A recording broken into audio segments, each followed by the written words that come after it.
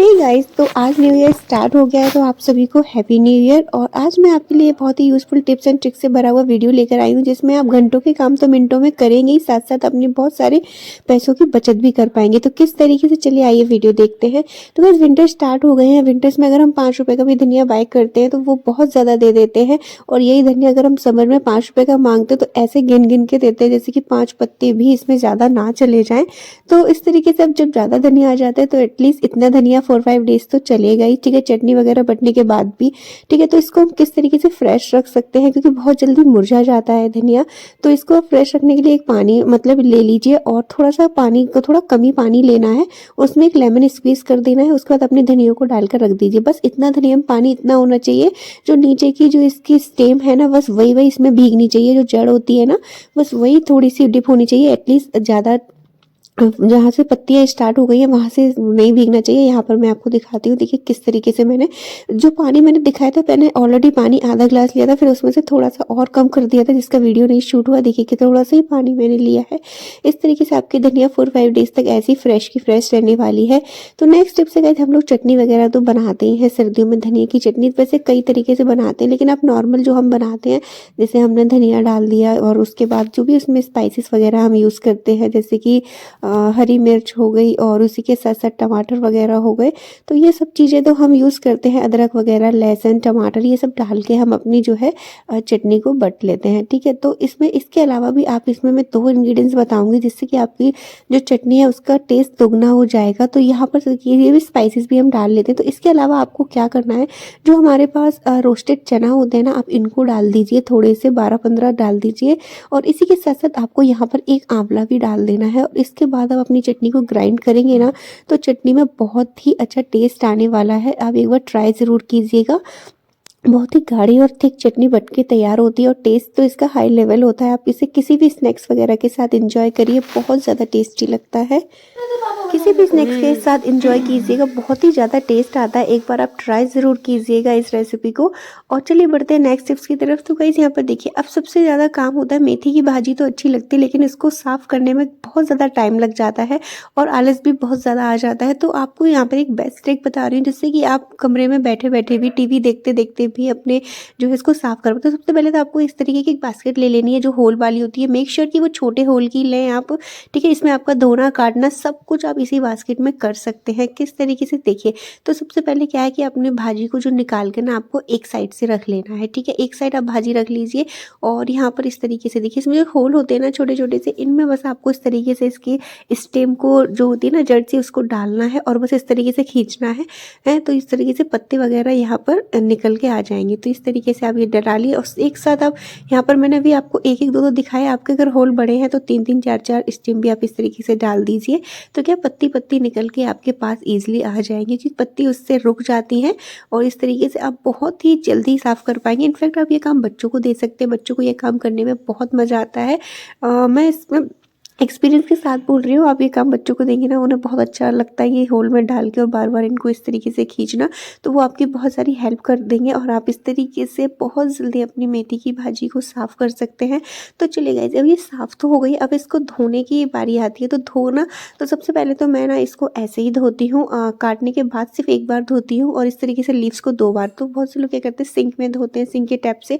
तो सिंक के टैप की बजाय आप इसे वॉश बेसिन में धोइएगा, तो इससे बहुत ईजी हो जाता है, क्योंकि वॉश बेसिन में एक फिक्स हो जाती है बास्केट, ठीक है। तो अब आप इसमें पानी वगैरह अपने आप ड्रेन आउट होता रहता है। तो यहाँ पर देखिए, सबसे पहले टैप चलाइए, और आप जो 2-3 बार धोते हैं पानी को ले लेके, उसमें क्या है कि बहुत सारी भाजी जो होती है आपकी सिंक में ही बह जाती है ना, तो बहुत ज़्यादा वेस्ट भी हो जाती है। तो आप इस तरीके से करेंगे तो बिल्कुल ख़राब भी नहीं होगी, और आप ईजी तरीके से धो पाएंगे। तो यहाँ पर देखिए, इस तरीके से आप मेथी की भाजी को धोइए, और पानी भी सारा अपने आप निकलता जाएगा। अलट पलट करके आप धो लीजिए। एंड देन अगर आपको वॉश बेसिन यूज़ नहीं करना है अभी 15-20 मिनट तक, तो आप इसे वॉश बेसिन में ही रहने दीजिए। अदरवाइज आप अपनी सिंक में कोई भी बर्तन के ऊपर इस तरीके से रख दीजिए, तो क्या पानी जो है इसमें सारा निकल जाएगा। फिर आप इसकी कटिंग या चॉपिंग जो भी है आप इसकी कर सकते हैं, ठीक है। अब बात करते हैं गाइस, यहाँ पर देखिए इस तरीके की डोलची, एंड ये जो मतलब छोटी छोटी डोलची होती है दूध के लिए, और तवा जो होता है हम लोग आयरन का यूज़ करते ही हैं। तो इससे जुड़ी आज मैं कुछ यहाँ पर हैक्स, टिप्स, कुछ बातें बताने वाली हूँ, जो प्लीज़ ध्यान से देखिएगा।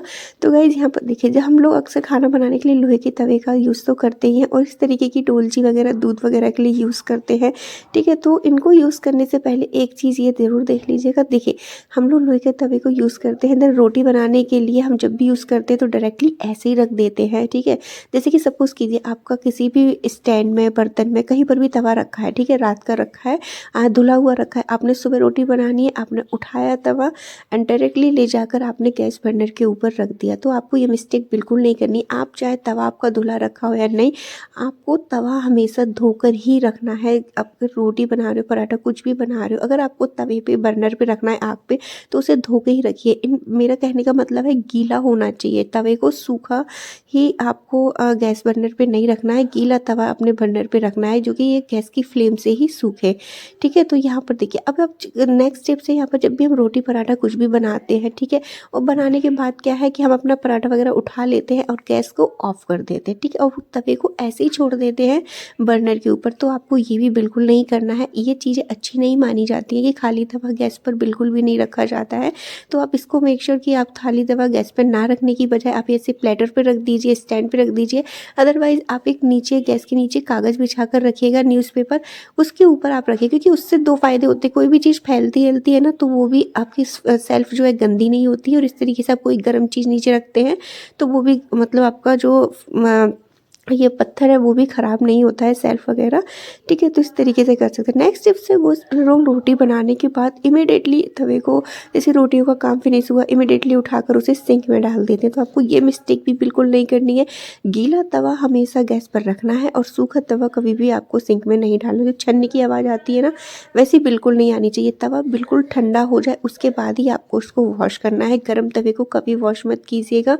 एंड नेक्स्ट टिप से गाइस, कई बार तवा इस तरीके से काला वगैरह पड़ जाता है, बीच में से बहुत से लोगों की मोटी मोटी परत जम जाती है, ठीक है, क्योंकि वो सही से क्लीन नहीं करते। तो आप उसको क्लीन करने के लिए इस तरीके के दिए का यूज़ कर सकते हैं। पहले के लोग जो गिट्टक वगैरह होती थी उससे यूज़ करते थे, तो अब वो नहीं मिलती है। तो आप इस दिए से करेंगे ना, तो आपका तवा हमेशा की तरह इस तरह नीट एंड क्लीन रहेगा, कभी जंग वगैरह नहीं लगेगी। और बाई चांस अब देखिए, तब जब भी हम अपने कुकर, सॉरी, तवे को धो के रख देते हैं ना, तो उसमें पीले पीले से दाग से पड़ जाते हैं, वही आगे चल के जंग का रूप ले लेते हैं। तो आप इस तरीके से, आपको मतलब एक प्याज का टुकड़ा लेना है, उस पर थोड़ा सा ऑयल लगाकर, एक बूंद ऑयल लगाकर और इस तरीके से घिस देना है। तो आप में कभी भी जंग वगैरह नहीं लगेगी। किसी भी आयरन की चीज़ में आप ये ट्रिक फॉलो कर सकते हैं। और इसके लिए आपको एक्स्ट्रा प्याज लेने की ज़रूरत नहीं है। रोज़ सब्जी तो बनती है, प्याज तो डलता ही है, तो ऊपर वाला पार्ट जो आप कट करते हैं ना, उसका यूज़ कर सकते हैं आप अपने तवे को करने के लिए। तो इसके लिए आपको एक्स्ट्रा प्याज वगैरह वेस्ट करने की ज़रूरत नहीं है। नेक्स्ट गाइस, बोलते हैं कि तवे पर कभी भी कोई भी हमारे किचन में एंटर करता है, ठीक है, तो उसकी डायरेक्टली जो नज़र होती है वो हमारे तवे पर नहीं पड़नी चाहिए। इसलिए तवे को हमेशा हाइड करके रखना चाहिए। तो आप तवे को हमेशा हाइड करके ही रखें, किसी भी ऐसी प्लेस पे जहाँ पर लोगों की नज़रें ना पड़े। मैं पर्सनली कहाँ रखती हूँ, तो मैंने टैप के ऊपर ही मैंने स्टैंड बना रखा है, क्योंकि मेरे पास तवे और चकला वगैरह का स्टैंड नहीं है, तो मैं इसको ही रखती हूँ। सबसे पहले मैं यहाँ पर तवा रख देती हूँ, उसके आगे मैं अपना यहाँ पर चकला रख देती हूँ, बेलन रख देती हूँ। अभी चॉपिंग बोर्ड पे चॉपिंग है, तो वरना चॉपिंग बोर्ड भी यहीं आ जाता है। तो ये तीनों चारों चीज़ें मेरी यहीं आ जाती है, तो यही एक पर्टिकुलर इसका स्टैंड बन जाता है। तो इस तरीके से तवा भी हाइड रहता है, किसी की नज़र वगैरह भी नहीं पड़ती है।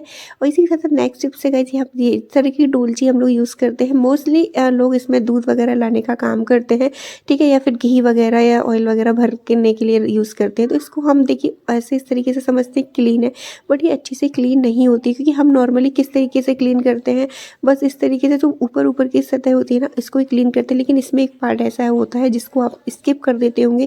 अगर आप मेरी बात से मतलब सहमत है, तो आप इसे एक बार देखिएगा ज़रूर। तो ये देखिए इस तरीके से करते हैं। अब ये जो बाहर का, अंदर का ये वाला हिस्सा दिख रहा है ना, गोल गोल रैक्सी बनी हुई, ये जो बाहर की ये मोटी परत अंदर से ऐसी है, तो इसमें ना मैल भर जाता है बहुत ज़्यादा। अगर दूध वगैरह आप लाते तो मोस्टली हम लोग ऊपर ऊपर इस तरीके से साफ़ कर देते हैं। वो जो किनारी होती है उसमें बहुत ज़्यादा गंदगी भरी होती है ना, हो तो आप एक बार चेक ज़रूर करना अगर आप डोलची यूज़ करते हैं। तो इस तरीके का मैंने ब्रश बनाया था, तो कल या परसों के वीडियो में, उससे इजीली आप बहुत अच्छे से क्लीनिंग कर सकते हैं, किसी भी छोटे से छोटे पार्ट की अच्छे से क्लीनिंग कर सकते हैं। आप देखेंगे बहुत सारा मैल जमा हो जाता है अगर आप ढंग से वहाँ नहीं करते होंगे, तो एक बार ट्राई कीजिएगा। तो इस तरीके को गर्मियों में अगर आप नहीं करेंगे ना, तो दूध वगैरह लाएंगे तो वो फट जाता है दूध वगैरह, तो इस चीज़ का आपको खास ध्यान रखना है। इस किनारी को आपको हमेशा अच्छे से वॉश करना है, खासकर समर्स में तो आपको ज़रूर वॉश करना है, क्योंकि दूध वगैरह बहुत जल्दी फट जाता है अगर इससे टच होगा तो। गाइस ये था मेरा आज का वीडियो। आई होप कि आपको पसंद आया हो तो प्लीज़ वीडियो को लाइक शेयर एंड सब्सक्राइब जरूर कर दीजिएगा। तो चलिए फिर मिलेंगे अपने किसी नेक्स्ट वीडियो में। Till then bye bye.